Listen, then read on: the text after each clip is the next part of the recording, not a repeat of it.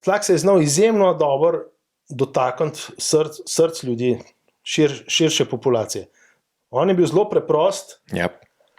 zelo preprost, ampak zelo je vedel, zelo je začutil, kaj imajo ljudje radi.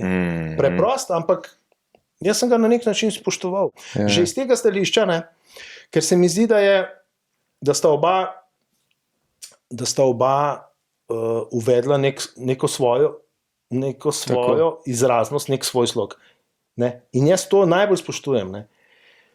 Jaz čutim pomanjkanje v Sloveniji tega, da bi ljudje bi se bolj potrudili, da imajo nekaj svojega v tiste, kar delajo. Ker včasih je samo kakšna minimalna ideja, kakšen zanimiv inštrument dodaš zraven, pa si lahko čisto poseben, pa te potem poznajo. Ne? Niso mi všeč vsi tisti ansambli pa ustvarjalci, ki samo posnemajo.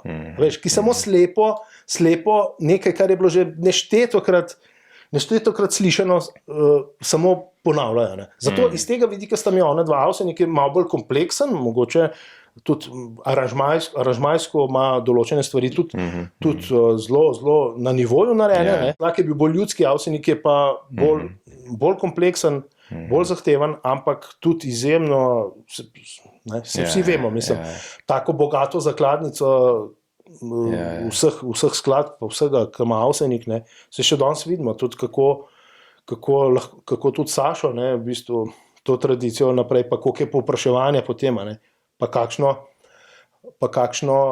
spoštovanje uživa, ne samo pri nas, ampak tudi zunaj.